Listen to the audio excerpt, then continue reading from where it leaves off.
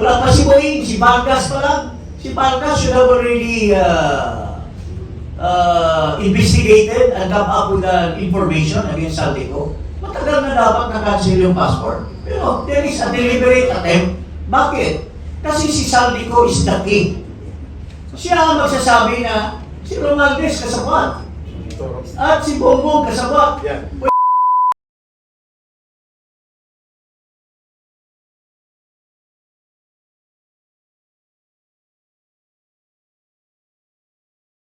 Natanong ito tungkol sa passport ni Saldico na bakit hindi pwedeng ikansila at hindi pwedeng hulihin arrest sa ibang bansa.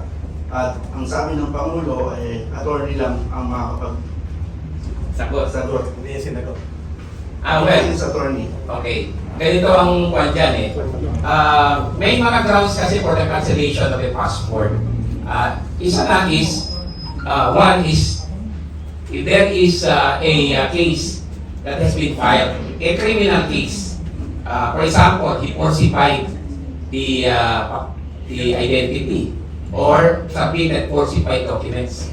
Isang ground yan. Another is national security. In other words, meron due process in the cancellation of a passport. Ang problema ko dito, ang nakikita ko, hindi yun eh. Okay, susundin natin yung batas. Ang problema, walang urgency. At walang ginagawa. Ang tagal na, it's almost 3 months. Hanggang ngayon, hindi pa sila nag-file ng kaso. Walang ginagawa. So, how would you cancel the passport? In the meantime, Saldico is, moving around the world with the money, allegedly stolen from the people. So, yun ang ikinagalit ng ating mamamayan. Yung lack of urgency. Yun ang fault ng gobyerno. And I'm inclined to believe that the DFA should have made a representation with the Office of the President para tingnan mabuti kung pwede i-raise yung ground of national security para mapabilis. Pero wala eh. Actually, tama yung walang sense of urgency. Kasi kung naalala nyo, nung si Marcoleta pa ang chairman ng Committee on the Blue Ribbon, si Bryce Hernandez, si Roberto Bernardo, si Alcantara, they have already positively identified Saldico. And even the Diskaya. The Diskaya, ito, may positive talagang testimony si Bryce Hernandez at saka yung kasama niya si Mr. ano ba yun? Basta si Bryce Hernandez, sinabi niya, nag-deliver sila mismo ng pera doon sa hindi, wala pa si Gutesa. Ito, sila mismo. Sila. Yung, nag-deliver sila ng pera doon sa BGC. Sa Horizon. basement nung bahay ni Saldi na nasa Horizon. Yung pa lang, positive na. Yeah. Na, Yeah. Right. noong pa lang, pinorward na nila Lacson yung sa DOJ. Matagal na. That could have already been filed with the Ombudsman. Asap. At magkaroon na sana ng anong tawag dito? Kaso sa by this time, they would have already come up with that information to file it with the Sandigan Bayan. Oh, pero wala. Dinaan pa sa ICI. Ibig na direkta, ito na yung sinasabi natin, duplication. Kasi dinaan pa sa ICI, sinusupina pa daw, sabi nung Atty. Husaka, sinusupina. No. The Ombudsman can already, upon their instance, motu proprio, tinila na nila si Saldico. Wala pa si Boeing, si Vargas pa lang. Si Vargas should have already investigated and come up with information against Saldico. Matagal na dapat na-cancel yung passport. Pero there is a deliberate attempt. Bakit? Kasi si Saldico is the king. Siya ang magsasabi na si Romualdez kasabwat. At si Bongbong kasabwat. Yeah. Pwede niyang sabihin ni Saldico, pinatawag kami. Tinanong kami ni Marcos, Saldico, okay na ba yung lakad niyo dyan? Kasi magmaang-maangan lang ako na, kunyari, magbabasa-basa ako sa ating General Appropriations Bill. Pero, tatapyasin ko lang konti para akseptado ng tao. Pero yung 251 billion palusutin ko. It's very clear na may kasabwatan yan. Kaya sabi ko, papatagalin namin yung investigasyon, magtago ka muna dyan. O pwedeng sabihin nila, magpapalit ka na ng mukha. Bilyon-bilyon yung pera mo, ang galing magpapalit ng mukha. In the light of technology now. So, yun po ang rason. Saldico is the key. Kasi sabi niya, mayroon na siyang statement eh. Kaya ko bang gumawa by myself? Kung walang aprobado si, ito lang yun, for 4 years eh, kayo lahat. Kayo ba, kung matino ang Pangulo, alam niya na how siya yung General Appropriations Bill, from the net, sinaksakan ng dagdag sa small committee hanggang BICAM. Kung matino kang presidente, papayagan mo ba na, yung net na pinadala ko, ito lang, dinagdagan ng ilang bilyon. Hindi ko ba pipigilan? Pero hindi ko pinigilan eh. So anong tingin nyo? Kasabat ka. Kasi, Nakinapang. kung ikaw si Martin Romualdez, happy birthday pala kay Martin Romualdez. Birthday niya. Kung pare ko si Martin, happy birthday niya. Okay, this is birthday. Pero, maski birthday niya, hindi natin masasabi na magsapalaran sila, mga kababayan. Kung ako si Sandy, kinamada ko insertion. Ako si Martin, inaprobahan ko insertion. Pero, pag dinala na yung General Appropriations Bill, matino yung presidente, are you not risking yung kinamada mo na ma-obliterate pagdating kay presidente dahil matino si presidente? Tatapyasin ni Marcos yun kung matino kasi may rep lang. Pero hindi na tinapyas eh.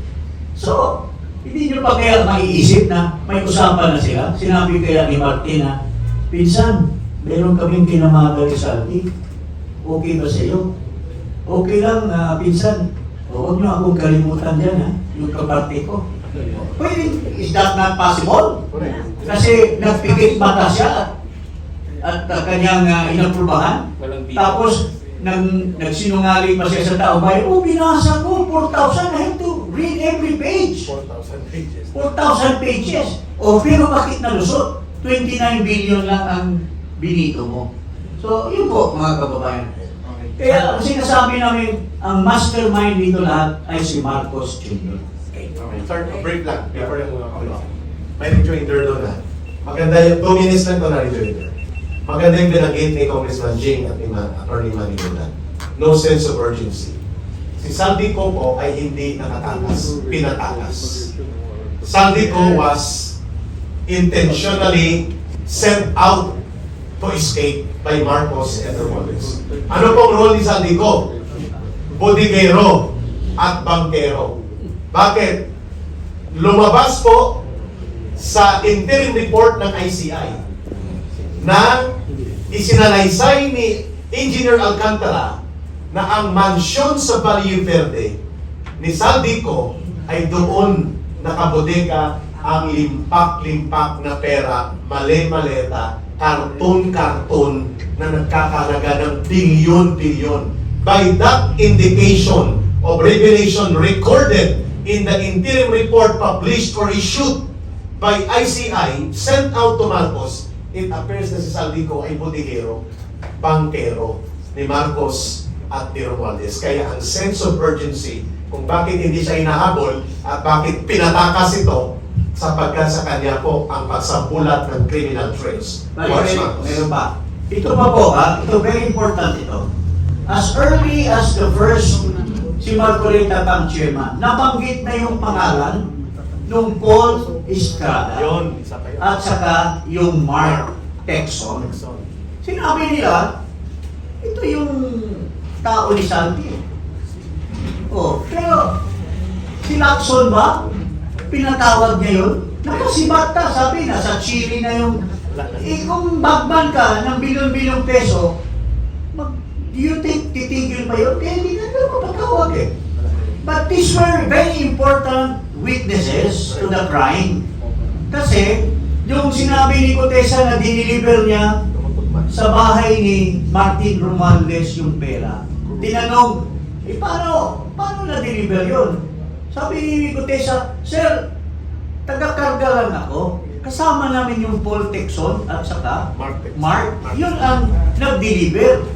Tapos sinabi daw ni Romualdez na, hindi, nire-renovate yung pera ko. Bakit? Pag nire-renovate mo, wala bang tao doon sa bahay mo? Correct. Ha? Correct. So, yun ang excuse, no? So, bakit pinalusot yung Texon?